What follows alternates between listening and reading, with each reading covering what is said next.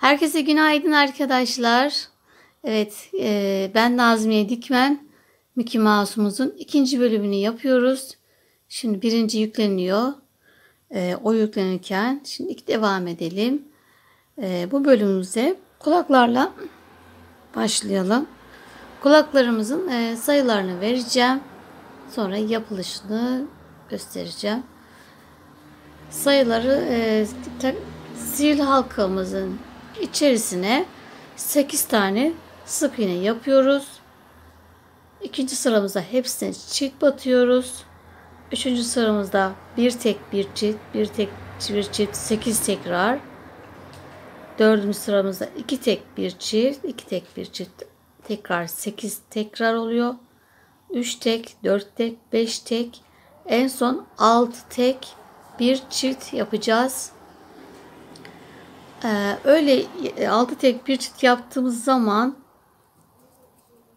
bu şekilde dondurma kabı, yoğurt kabı veya peynir kaplarını bu kaplarımızı üzerine koyarak kalıp çıkaralım. Ve ondan sonra bir sıra düz öreceğiz. Evet, toplam sayımız 68 olacak. Şimdi kulaklarımızı birleştireceğiz. Kalıbını daha sonra içerisine koyacağım.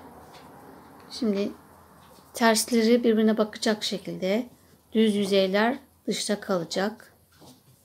Şu şekilde herhangi bir yerden başlıyorum.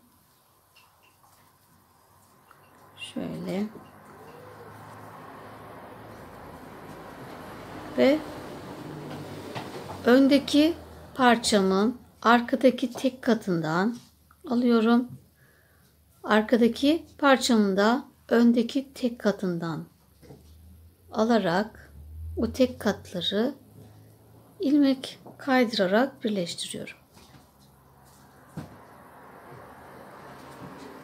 Bu şekilde tekrar bitene kadar birinin arkadan, diğerinin öndeki tek katları alıp içinden geçiriyoruz.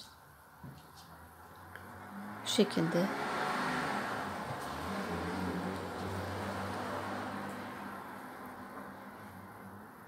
Bir arkadan, arkadakinin önünden tek katını alıp içinden geçiriyoruz.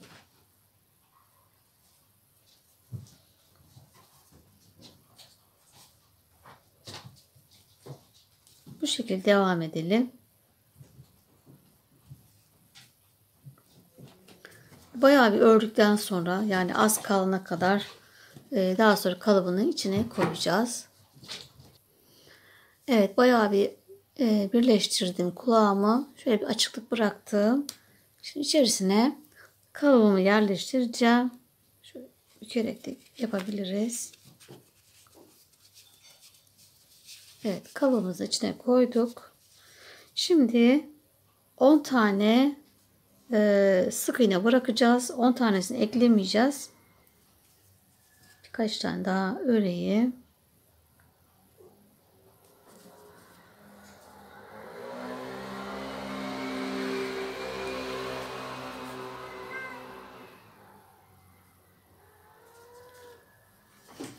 Bakalım.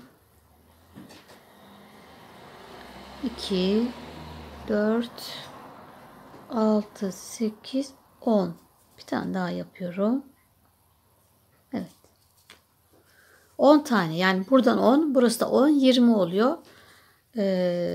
20 taneyi bırakıyorum ve hepsine tek batıyorum. Sık iğne yapıyorum. Dikme payı yapıyorum yani.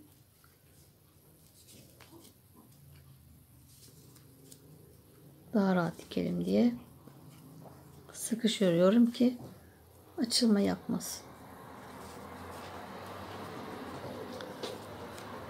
Bu yani burayı da ters sık iğne yapabilirdik. Çapraz sık iğne yapabilirdik aslında. Böyle açılmasını istemediğimiz yerlerde çapraz sık iğne yapalım. Evet, oraya döndüğüm hemen karşıya hepsine tek batıyoruz. Sıkış örüyorum. O yüzden tığı böyle zor çekiyorum.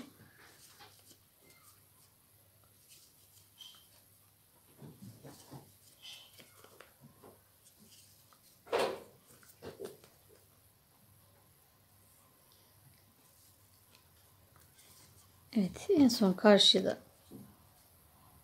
ilk yaptığıma batıp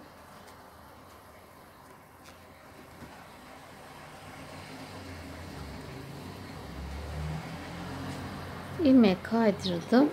Bir zincir çektim ve bitirdim. Şimdi ipimi biraz uzun keseceğim. Evet, dikme payını da bıraktım. Bu şekilde kulağımı yapmış oldum. Dikme yerimizde. Aynı şekilde ikinci kulağımızı da aynı metotla yapacağız. Buraya da kim gelmiş? Yanıma kim gelmiş?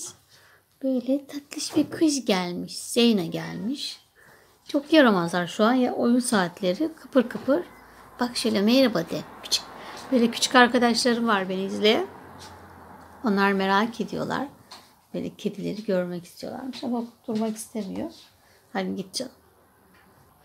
Evet, şimdi burnumuzu yapacağız. Buradaki burunu ve aşağısındaki ayrıntıyı beraber öreceğiz.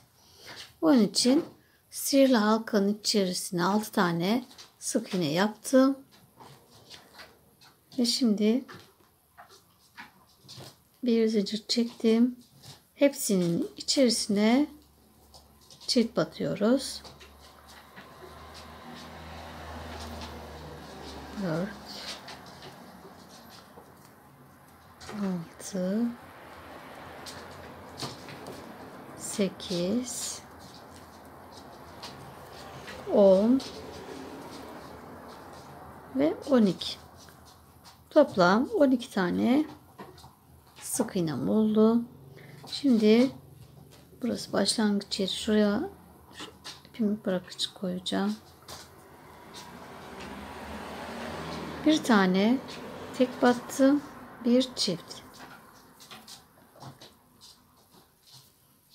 Bir tek, bir çift. Sıra sona kadar 6 tekrar yapmış olacağız.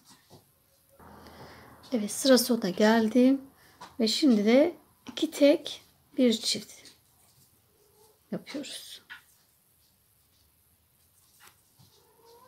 Sıra sonuna kadar 6 tane tekrar yapıyoruz. Hep 2 tek, bir çift. Ve bundan sonra 2 sıra düz öreceğiz. Evet, 2 sıra düz ördüm arkadaşlar. 24 sık iğne olarak. Şimdi bu sefer kesmeye başlayacağız. 2 tek örüyoruz.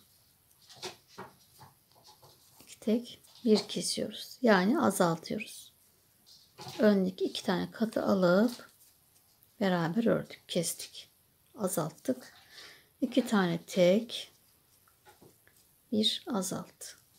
Bir tane kestim. Sıra sonuna kadar aynı.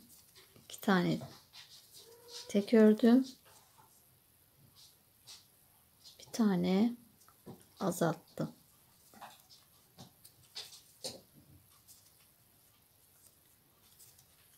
İki tek, bir azalt.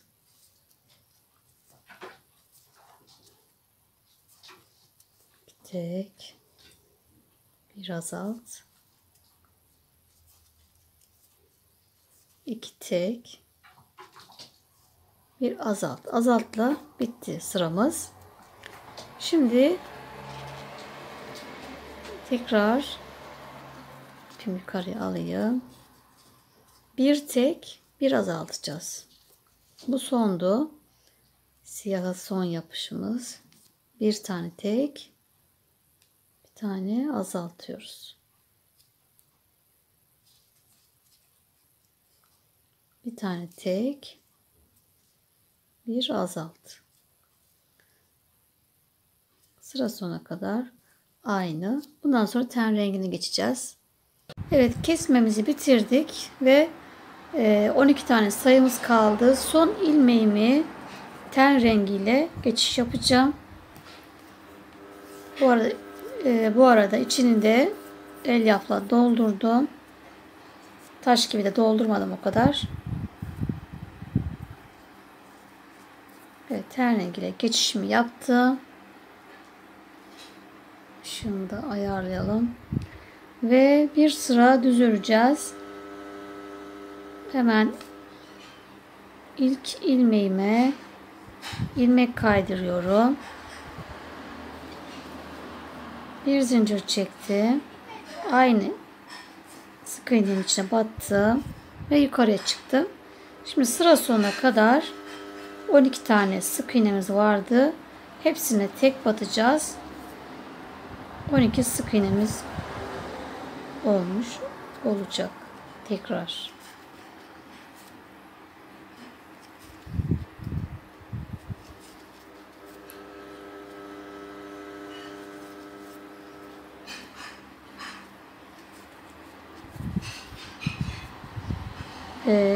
Bu arada ipi de arkadan bağlamayı unutmayalım. Şimdi çekim sırasında ben öyle bıraktım. Biraz sonra bağlayacağım. Düğüm atacağım. Evet, sıra sonuna geldim. 12 tane olacak. 2, 4, 6, 8, 10, 11, 12. 12 tane. Ve ilk başladığıma batıp ilmek kaydırıyorum ve birleştirdim. Şimdi bir zincir çekiyorum. 3 tane sık iğnemin her birine çift batıyorum. Birinci çift battım. Hemen yanındakine çift. İkinci. Şimdi üçüncü arttır. Peş peşe 3 tane sık iğneme çift battım. 6 tane sık iğnemize de ilmek kaydırıyoruz. Yani içinden geçiriyoruz. Bir örüp çekiyorum. İçinden geçiriyorum. 2 3 4 5 6 tane ilmek kaydırdık. Son kalan 3 tane sık iğnemize de yine çift batıyoruz. 1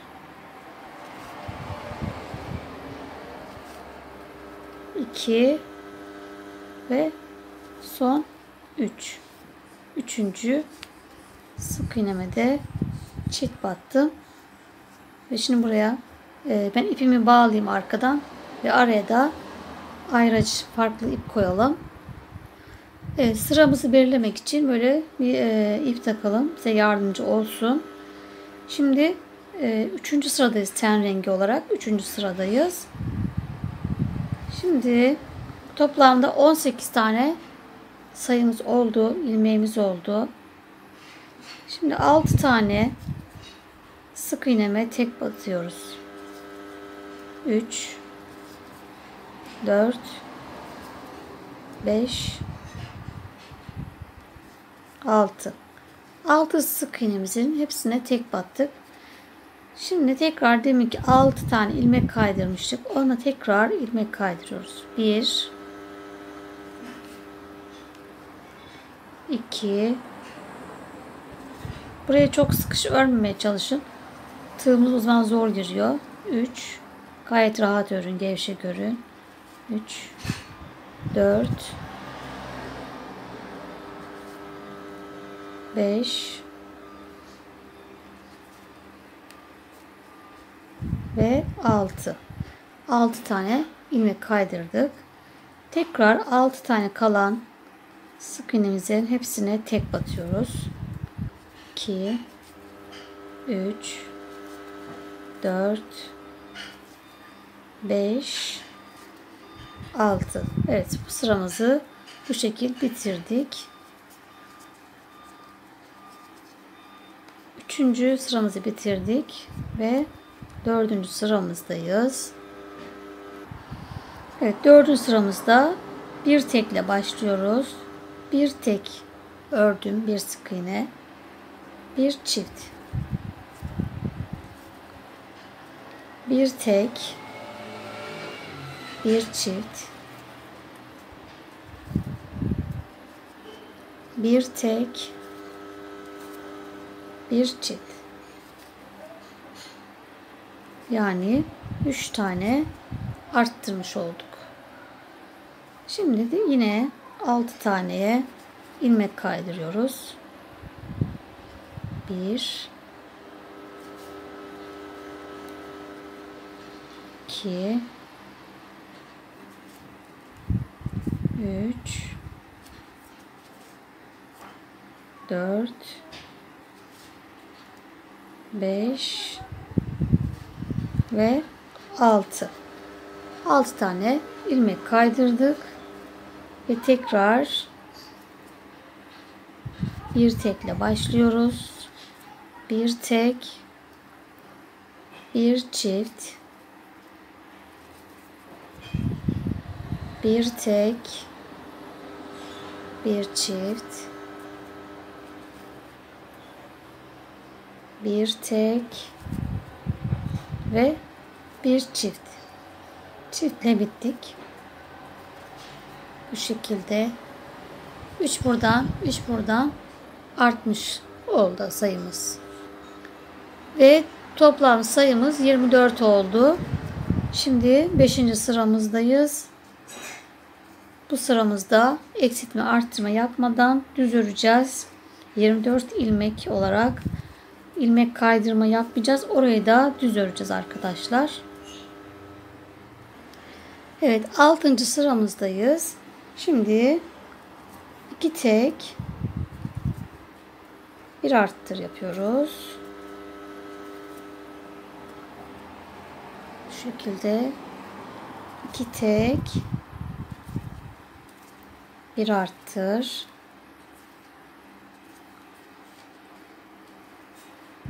Tekrar 2 tek, bir arttır. Evet, yine 3 tane arttırma yapmış olduk.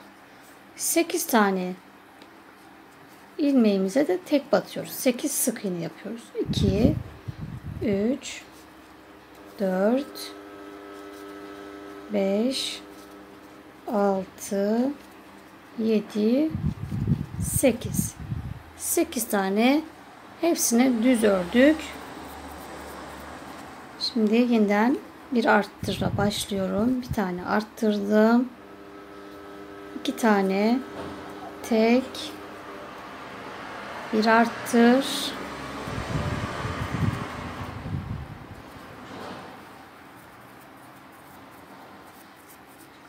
Bu şekilde 2 tane tek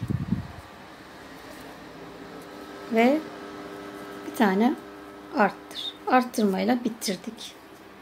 Bu şekilde. Evet, sayımız 30 oldu. 2, 4, 6. sırayı bitirdik. 7. sıradayız. 7. sıramızı da yine eksiltme, arttırma yapmadan hepsine tek batacağız. Yani düz öreceğiz. Evet, bir sıra eksiltme, arttırma yapmadan hepsine tek battık. Şimdi son sıramızdayız. 8. sıramızdayız. Bu sefer 3 tek, bir çift yapıyoruz. Zaten arttırmaların hemen aynı hizasına denk geliyor arkadaşlar. Oradan da gidişatınızı anlayabilirsiniz doğru olduğunu. Bu şekilde peş peşe aynı hizadalar. 3 tek, bir arttırdık. 3 tek, 2, 4, 3, bir arttır. 3 tek, 1, 2, 3, bir arttır. Evet, 3 tane arttırmamı bitirdim bu tarafta. Yeniden burnumun şu üst kısmı burası. Burasına tek batıyoruz. 9 tane sık iğne örüyoruz. 2, 3, 4, 5, 6, 7, 8, 9. 9 tane hepsine tek battık ve tekrar bir arttırdım. Bir arttır. 3 ör. Bir arttır. 3 ör. 1 2 3 bu şekilde ve en son tekrar bir arttırla bitirdik. Evet, burnumuz bitmiş oldu. Toplam ten rengi 2 4 6 8 sıra. Şurada ilmek kaydırarak burayı birleştiriyorum. Bu şekilde ipimi de biraz uzun kesiyorum. Dikme payı. Evet. Bu şekilde burada artık çıkarabiliriz.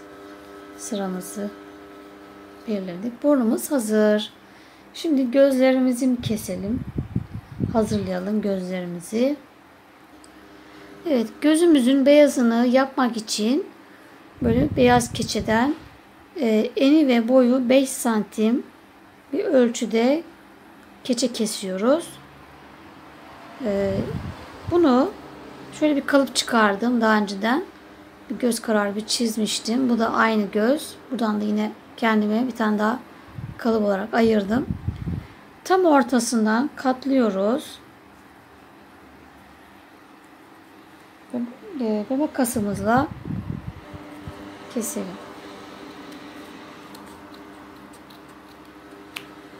Evet, bu şekilde. Boyumuz 5 santim.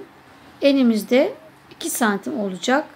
Yani kalıbın şöyle yaptığımda içerisine böyle bir kurşun kalemle çizeceğim. Tükenmez falan kullanmazsanız daha iyi olur. Bir göz kararı dediğim gibi boyu 5 santim olacak.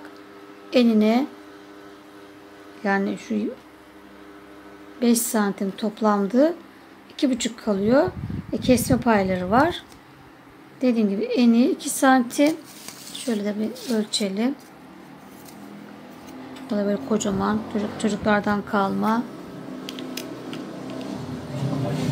Bu şekilde arkadaşlar. 2 santim. Biraz daha yaklaştırayım.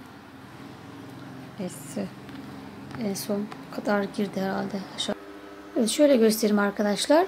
Gözümün en geniş yeri 2 santim. Şu gördüğünüz yer.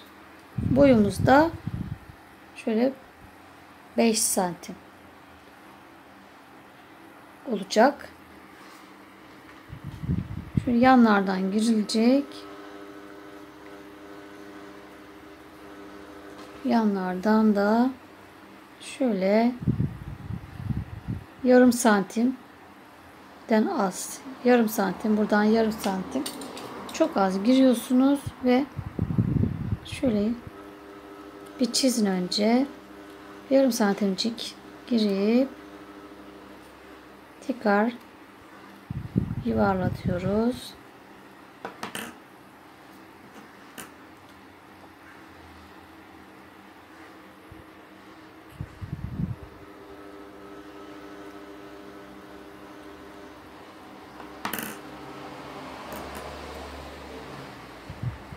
Makasımızı fazla oynatmadan bir seferde kesmeye çalışalım.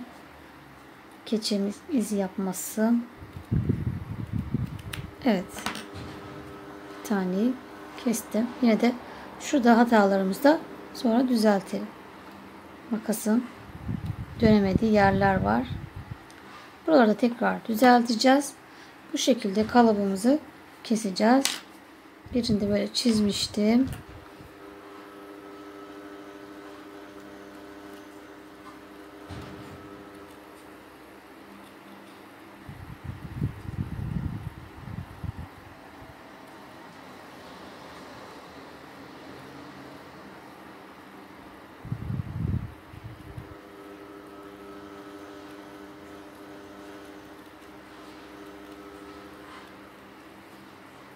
Evet. Kalıp keçe kesmek de biraz özen istiyor. Bakın şurada var. Bunları böyle düzelteceğiz.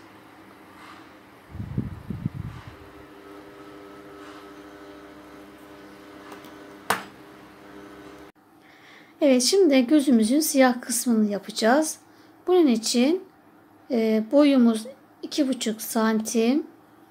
Enimizde 2 santim olacak. Şu şekil ölçtüğümüzde 2,5, boyu 2 santimde, 2 santime yakında eni olacak. Şimdi bunu şöyle yarım santimden giriyorum. Yukarıya doğru tek seferde kesmeye çalışacağım. Şuradan döndürüyoruz. Makas izi olmasın diye çok dikkatli kesmek istiyor. Şöyle döndürerek. Makasım çok iyi kesmiyor. Şu burnu kıvrık olan nakış makasları çok güzel kesiyor. Onlarla varsa elinizde. Evet, oradan döndürdüm. Tekrar aşağıya yine yarım santim olacak şekilde, kalacak şekilde şu kısmı kestik. Bu şekilde gözümüzü, siyah kısmını, ışığım da çok kötü. Evet, bu şekilde hazırlıyoruz. 2 tane ölçümüz bu. Şimdi yüzümüzü önce bir yüzümüzü dikelim arkadaşlar. Ondan sonra da bu işlemleri yapacağız. Evet, yüzümü yerleştirdim arkadaşlar kafama. Bunun yerini belirlemek için de şu kafamızdan ortadan sayıyoruz. Orada birinci itibaren 2, 4, 6, 7. 2, 4, 6, 7'nin hemen bir altına yüzümüzü yerleştiriyoruz. Yani 7 ilmek görünecek. 8'incinin üzerine gelecek şekilde yüzümü güzelce yerleştirdim. Gergin bir şekilde her yerinden tutturdum. Uzun iğnemi tercih ettim dikmek için. Kısa küt olan biraz zor dönüyor yaparken şu şekil. Ben bunu tercih ettim. İsterseniz bu ucu küt olan iğnelerinizle de dikebilirsiniz. Şimdi buradan burayı yuvarlatmak için de şuradan bir gireceğim. Bu sivriliği kaybetmek için. Evet, şu şekil burayı içeriye almış oldum. İğne ağrı dikeceğiz. Yani öne doğru değil de arkaya doğru ufak ilmeklerle kafaya girecek şekilde dikiyoruz.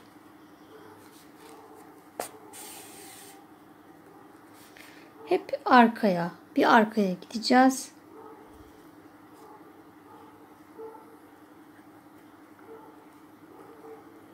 Bu şekilde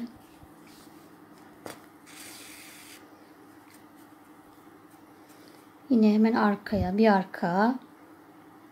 İpler gözükmesin diye böyle küçük küçük dikelim. Şöyle kafadan derin alıyoruz.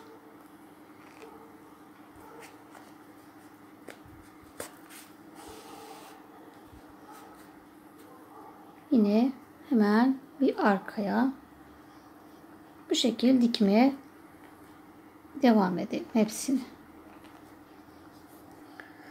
Evet, yüzümüzü diktik arkadaşlar. Şimdi gözlerimizi yapıştıracağız. Bunun için kumaş yapıştırıcısı kullanacağım. Çok güzel bir yapıştırıcı.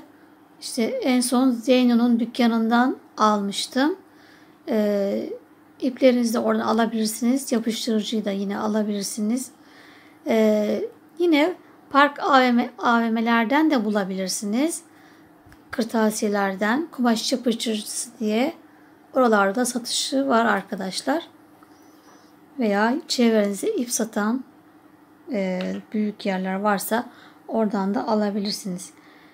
Şimdi güzelce siyah olan gözümün siyah yerini güzelce her yerine bolca yapıyorum çıkmasın diye. Yani hiç şeyi bırakmıyorum. Boşluk her yerine güzelce sürdüm ve gözümün beyaz kısmını şu şekil yapıştırdım. Şurası dışa gelen taraf fazla olacak. İç kısmı daha az olacak. Tam ortalamayacağız. Bu şekil şurası fazla. Bu dışa gelen taraf gözümüzün. Evet, güzelce bastırdım. Şimdi diğerini aynı güzelce az sürmeyelim. İyice yapışsın. O zaman hiç yıkanınca da çıkmaz arkadaşlar. Çok güzel bu yapıştırıcılar. Evet, bunu da yine gözümün dışa gelen tarafına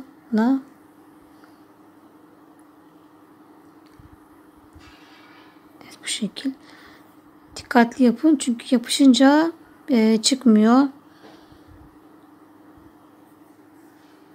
Çok güzel, dediğim gibi yapıştırıcı çeksem de çıkmıyor. Evet, bu şekilde dışa gelen taraflarımız daha fazla, beyazı tam ortalamıyoruz. Şu biraz fazla bile olmuş. Evet, bu şekilde gözlerimiz hazır. Şimdi bunu yüzümüze yapıştıracağız. Evet, gözümüzün yerini belirlemek için şimdi şu tam ortadaki yerimizin hizası, yani tam şunun hizasını yapacağız. Arada da 3 tane sık iğne olacak. Mesela bunun hizasını gördüğünüz gibi 1, 2, 3. Ve bu taraf arada 3 tane sık iğne olacak. Şu şekilde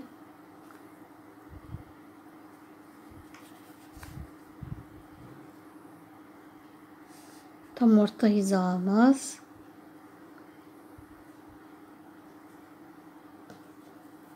Bu da 1, 2, arada 3 tane. Bu şekilde. Şimdi bunu yapıştıracağım. Evet, birinciyi yapıştırdım. Şimdi ikinciyi güzelce her yerine, az yapmayalım. Güzel yapışsın.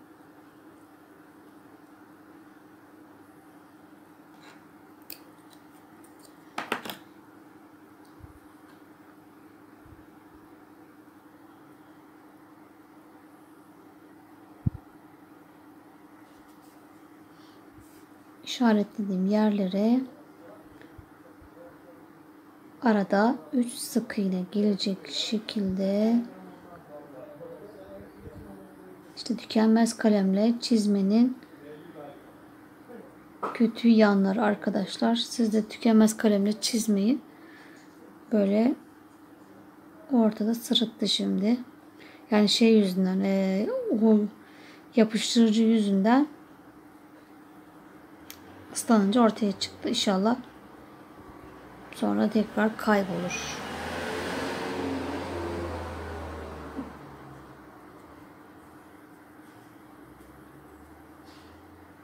Evet, güzelce yapıştırdım. Şimdi buraya göz beni beyazlığını yapmayı unuttuk. Onları da hemen yapıştıralım. Evet arkadaşlar, ben gözümün beyaz ışıltısını keçeyi kestim ve yapıştırdım. Biraz daha küçük kesebilirsiniz. Bayağı benim büyük oldu herhalde. Şimdi şu çevresinde yaptım. İkinciyi de beraber yapalım. Hemen dibinden çıktım. Ve diğer karşı dipten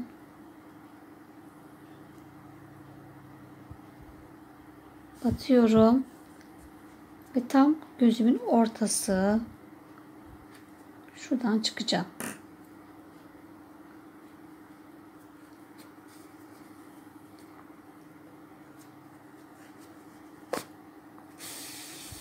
İpimi de içinden geçiriyorum.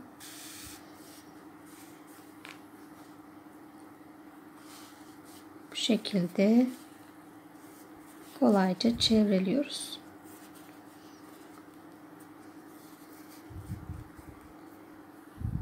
Tekrar ipimin içinden geçeceğim ve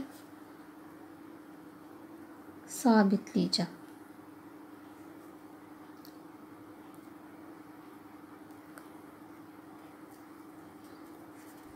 Evet, siyah ipimin içinden geçiyorum. Şimdi iki taraftan tutturacağım. Bir buradan, bir bu taraftan. Yine siyah ipimin içinden geçeceğim.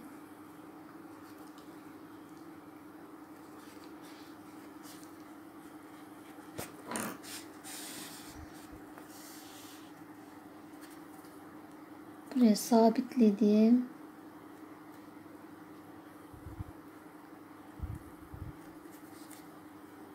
Bunu da bu tarafa içinden geçiyorum. Karşıya. Evet, bu taraftan da yine ipimin içinden geçtim. Tekrar ipe batıyorum. İpimi sabitlemiş oluyorum. Ve herhangi bir yerden çıkacağım. İğnemin boyu kadar. Evet, ipleri sabitledik. Bunu buradan tekrar boyundan çıkıp kaşımızı yapacaktık. Şuradan kaşımızı da 1 2 hemen şuradan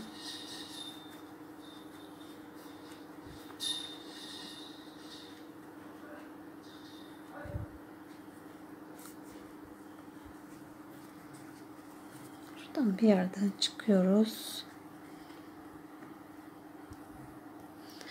Evet, kaşımızı birini ben yaptım yerini belirlemek için. İkinciyi de gözümüzün hemen 1 2 3. sırasından çıkıyorum. Tekrar bir ikinci sıramın aşağısı, yani göz hizasından şöyle baktığımda 6.'ya denk gelecek. 6. ilmek. Çıktığım hizası aşağıya doğru sayacağız. 1 2 3 4 5 6. 6.'ya batıyoruz. Tekrar deminki siyahın hizasından da ortalayacağız. Buraya tutturmak için. Evet, bu şekilde kaşımızı yaptık. Yine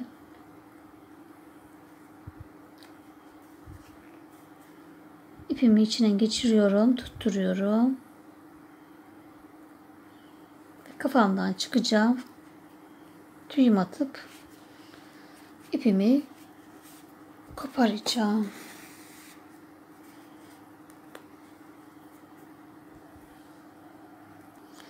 Evet, şimdi ağzımızı dikeceğiz arkadaşlar. Onun için yerini belirleyelim önce. Tam ortamızı gözümüzün bittiği yere iğneliyoruz. Tam ortaya.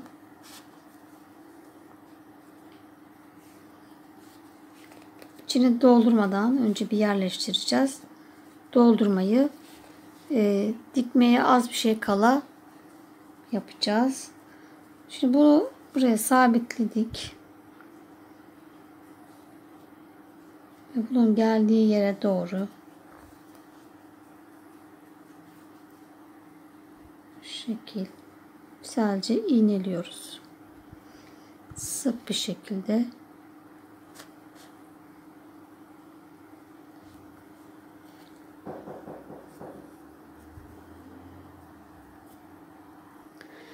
Evet, ağzımızı yerleştirdim arkadaşlar.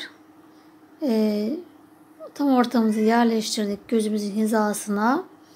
Buradaki yeri de belirlemek için şu gözümüzün yukarıdaki kısmından aşağıya tam hizası 2, 4, 6, 8, 10. sıra 10.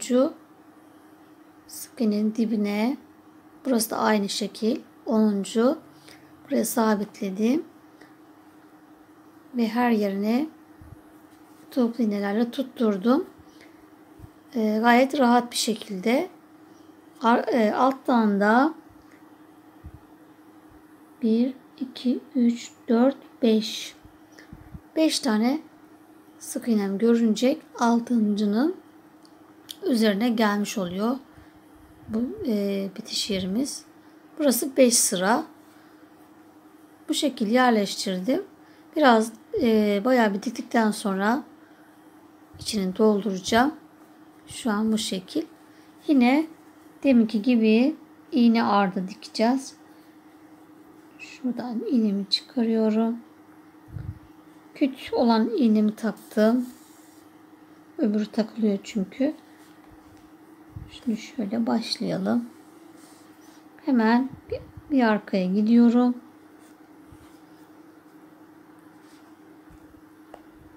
Bir arkadan gidip hep bir arkaya. Ama kısa olacak. Bir ilmek boyu kadar.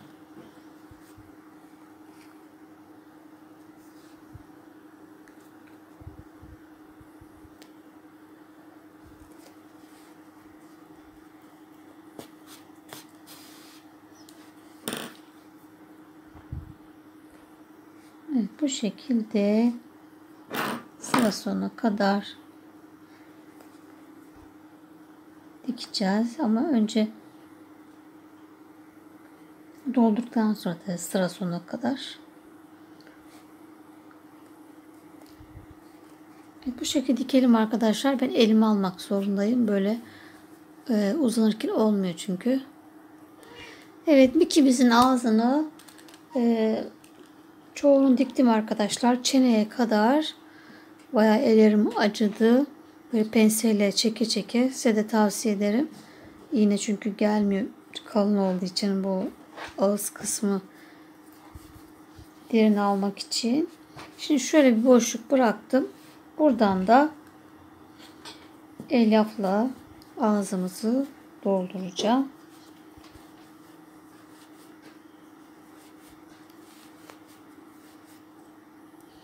Evet, ağzımıza diktik arkadaşlar. Şimdi burnumuzu yerleştirelim. Burnumuzu da bu arada ağzımızı doldururken şu kısma böyle çok doldurmadım. Daha çok aşağı kısma, şu çene kısmına doldurdum. Çok taş gibi yapmadım açılmasın diye ilmeklerimiz. Burnumuzu da şu düz ördüğümüz kısım yukarıya bakacak. Arttırdığımız yer aşağıda olacak. Şurası. Bu şekilde. Şu sivrilik burnumuzun içinde kalmış olacak. Tam gözümüzün biraz yukarısı, şu işaretimizin yukarısında olacak bu şekilde. Buradan da şu ortadaki başladığımız ilk sıramızdan 1, 2, 3. 2 şurası bakın. 1, 2. Üçüncüye geldiğinde onun üzerine toplu iğnemizi yerleştirdim. Burnumuz zaten yerini aldı. Burası da bu şekil.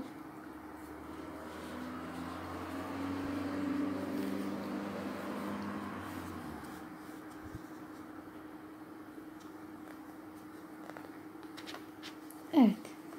Bu şekilde burnumuzu da yerleştirdik. Arkadaşlar tabii içini biraz doldurun. Bu şekilde. Bundan sonra bir dahaki videomuzda geri kalan işte kulak dikimi, ağız yapımı, bunları yapacağız.